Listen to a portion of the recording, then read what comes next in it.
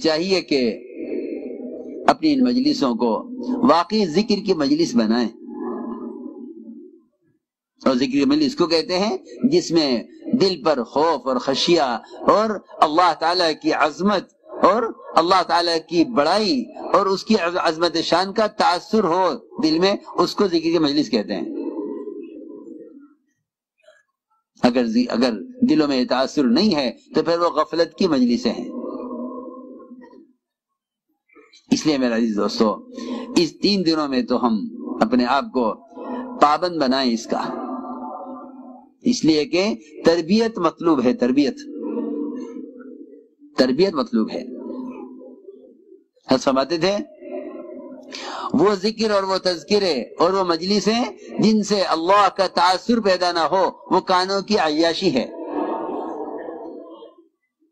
وہ کانوں کی عیاشی ہے جس سے اللہ کا تاثر پیدا نہ ہو. اس لیے ہمیں چاہیے کہ اپنے آپ کو ان 3 دنوں میں اپنے آپ کو خروج کے زمانے اپنے آپ کو اس کا پابند بنائیں. اس لیے کہ تربیت مطلوب ہے، اللہ کی ذات کے ساتھ تعلق مطلوب ہے. اللہ کی ذات کے ساتھ تعلق مطلوب ہے. اللہ کا تاثر پیدا کرنا مطلوب ہے دعوت سے. اور دعوت کا خاصہ ہے یہ کہ دعوت اللہ کا تاثر پیدا کرتی ہے، کہ دعوت اللہ کا تاثر پیدا کرتی ہے. اللہ کا تاثر اتنا پیدا ہوگا جتنا اللہ کو بولا جائے گا. اس لیے اللہ تعالی نے قرآن میں شرط لگائی ہے، فرمایا ان تنصروا اللہ ینصرکم ویثبت اقدامکم. میں نے آیت اس لیے پڑھی تھی تاکہ سب سے پہلے پورا مجمع اس بات کو سمجھے کہ مسلمان کو اپنے پورے دین پر چلنے کا اختیار کیوں نہیں ہے، اور مسلمان کو اپنے دین پر استقامت کیوں نہیں ہے. کہیں ماحول رکاوٹ ہے،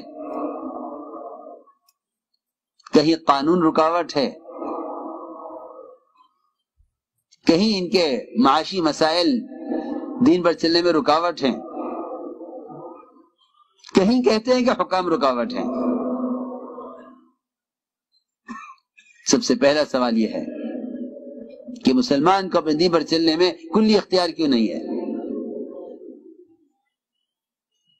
سب سے بنیادی وجہ یہ ہے کہ سب سے پہلے مسلمان نے اس کام کو چھوڑا ہے جس کام پر اللہ تعالی کی طرف سے اس کی مدد کی جاتی تھی اس کے دین پر قائم رہنے کے لیے.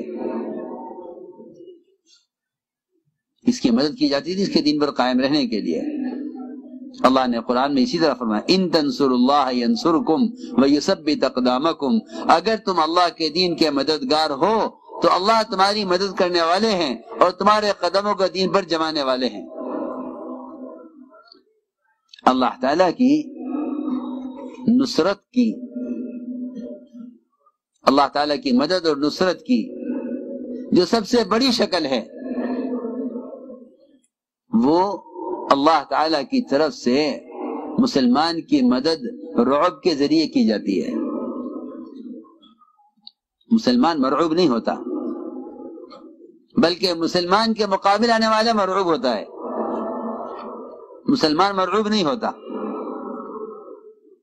کیونکہ اللہ تعالیٰ نے قرآن میں فرمایا ہے کہ جو اللہ کا پیغام بندوں تک پہنچائیں گے وہ اللہ کے غیر سے نہیں ڈریں گے، اللہ ان کے دلوں سے غیر کا خوف نکال دیں گے. لا یخشون احدا الا اللہ. یہ اللہ کا وعدہ ہے کہ جو اللہ کے بندوں کو اللہ کی طرف بلائیں گے اللہ سب سے پہلے ان کے دلوں سے اپنے غیر کا خوف نکال دیں گے. جب ان کے دلوں سے اللہ کے غیر کا خوف نکل جائے گا تو انہیں اپنے دین پر چلنے میں کوئی رکاوٹ ان کے رکاوٹ نہیں ہوگی. اس لیے ایک حقیقت ہے کہ اللہ تعالی نے مسلمانوں کی نصرت کا اور ان کے اپنے دین پر جمنے کا جو وعدہ کیا ہے وہ وعدہ صرف دعوت اللہ پر کیا ہے. ان تنصروا اللہ ینصرکم ویثبت اقدامکم، اگر تم اللہ کے دین کے مددگار ہو تو اللہ تمہاری مدد کرنے والے ہیں اور تمہارے قدموں کو دین پر جمانے والے ہیں۔ لیکن سب سے پہلے یہ معلوم ہونا چاہیے کہ اللہ کے دین کی نصرت کیا ہے۔ جی ہاں، پہلے معلوم ہونا چاہیے کہ اللہ کے دین کی نصرت کیا ہے۔ نصرت کسے کہتے ہیں؟ لوگ خیر کے کاموں میں مال خرچ کر دینے کو دین کی نصرت سمجھ بیٹھے ہیں۔ لوگ خیر کے کاموں میں مال خرچ کر دینے کو دین کی نصرت سمجھ بیٹھے ہیں۔ اس کا نقصان یہ ہوا کہ مسلمان جو عملی سرمایہ ہے، اس کی پوری قوت وہ لگی دنیا کے حاصل کرنے پر، اور دنیا کا کچھ حصہ اس نے خرچ کر دیا ہے خیر کے کاموں پر۔ اسے یہ سمجھتا ہے کہ میرا دنیا کمانا خیر ہے، کیونکہ میں خیر کے کام میں خرچ کرنے کے لیے کما رہا ہوں۔ میں کچھ کہنا چاہتا ہوں، ضروری بات ہے۔ اس کی جان اور اس کا وقت اور اس کی کوشش اور محنت وہ لگی دنیا پر، اور دنیا کمائی ہوئی دنیا کا کچھ حصہ خرچ ہوا دین پر، دین کے نام پر۔ اس سے اس کے بدن کا مجاہدہ ہدایت کے حاصل کرنے کے لیے نہیں ہوا، بلکہ اس کے بدن کا مجاہدہ کمانے کی شکلوں پر خرچ ہوا۔ کمائی کا کچھ حصہ خیر کے کام میں خرچ ہو گیا۔ ہم سمجھتے تھے جب تک مسلمان بذات خود دو کاموں کے لیے خود نہیں تھکے گا، ایک علم، دوسرے دعوت، ایک علم اور دعوت، اگر اس کے لیے خود نہیں تھکے گا تو مال کے راستے سے نہ اسلام قائم ہوا ہے نہ ہوگا، اور مال کے راستے سے نہ دین آیا ہے نہ آئندہ کبھی آئے گا۔ اس لیے کہ دین، اس کے احکامات تو بندے کی ذات سے متعلق ہیں، مال سے متعلق نہیں ہے۔ دین کا مال سے کوئی تعلق نہیں ہے، دین کا مال سے کوئی تعلق نہیں ہے۔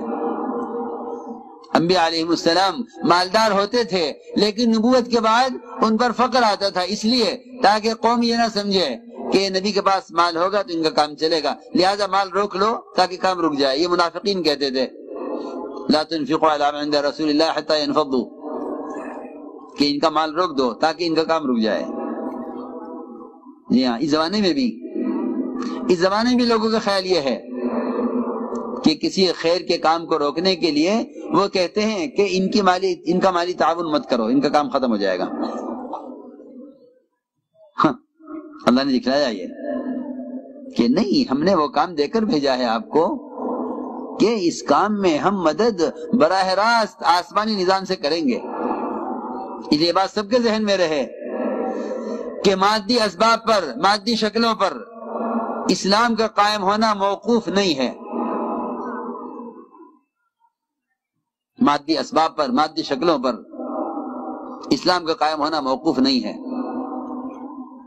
نہ مال کی شکل سے دین کے قائم ہونے کا تعلق ہے، نہ خدا کی قسم حکام کی شکل سے دین کے قائم ہونے کا کوئی تعلق ہے، ہرگز نہیں۔ اس لیے میں نے عرض کیا ہے کہ لوگ خیر کے کام میں مال خرچ کرنے کو دین کی مدد سمجھتے ہیں، حالانکہ بہت آسان بات ہے۔ مال کا تعلق مسلمان کی ضرورت سے ہے، اسلام سے نہیں ہے۔ یہاں دو رخ الگ الگ ہیں، ایک مسلمان کی مدد، ایک اسلام کی مدد۔ مسلمان کی مدد مال سے ہو سکتی ہے، بیواؤں پر، یتیموں پر، مسکینوں پر، پریشان حال لوگوں پر، مقروضین پر، بیماروں پر خرچ کرو۔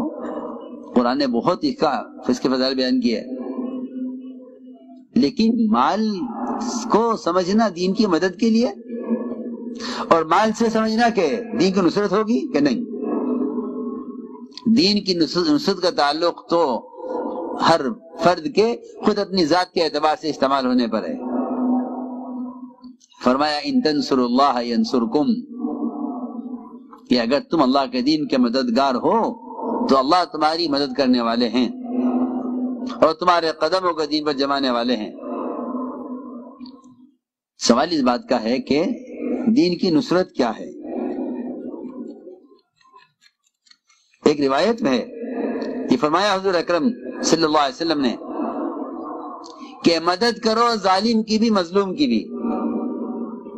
صحابہ نے عرض کیا تعجب سے کہ یا رسول اللہ ظالم کی مدد کیسے کریں؟ مظلوم کی مدد کرنا سمجھ میں آتا ہے کہ مظلوم ہے، لیکن ظالم کی مدد کیسے کریں؟ آپ نے فرمایا ظالم کی نصرت یہ ہے کہ اس کو ظلم کرنے سے روکا جائے۔ اس سے معلوم ہو گیا کہ دین کی نصرت وہ نہی المنکر، اور دین کی نصرت وہ منکر کرنے والے کو منکر سے باز رکھنا، یہ دین کی نصرت ہے۔ اگر مالی امدادی نصرت ہے تو یہ نہ کہا جاتا کہ نصرت کرو مالدار کی بھی ہے، نصرت کرو ظالم کی مظلوم کی بھی۔ ظالم کی مدد مال سے نہیں ہو سکتی، ظالم کی مدد تو اس سے ہوگی کہ اس کو ظلم سے روک دیا جائے۔ اس لیے اللہ تعالی نے دین کی نصرت کرنے والوں سے وعدہ کیا ہے ان کی نصرت کا اور ان کے قدموں کو دین پر جمانے کا۔ میرے دوستو عزیزو، معمولی دنیا کے لیے مسلمان دین کو چھوڑ رہا ہے، معمولی دنیا کے لیے مسلمان دین کو چھوڑ رہا ہے، معمولی دنیا کے لیے مسلمان دین کو چھوڑ رہا ہے۔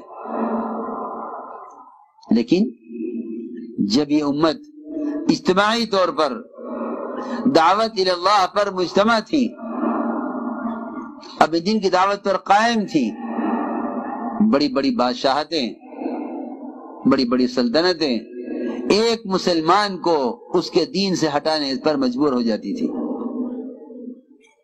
ایک مسلمان کو دین سے ہٹانے سے مجبور ہو جاتی تھی۔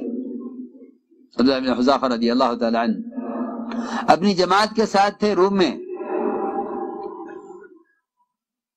روم کے بادشاہ نے دعوت دی کہ نصرانی ہو جاؤ، فرمایا نہیں، میں اپنا دین نہیں چھوڑوں گا، میں اپنا دین نہیں چھوڑوں گا۔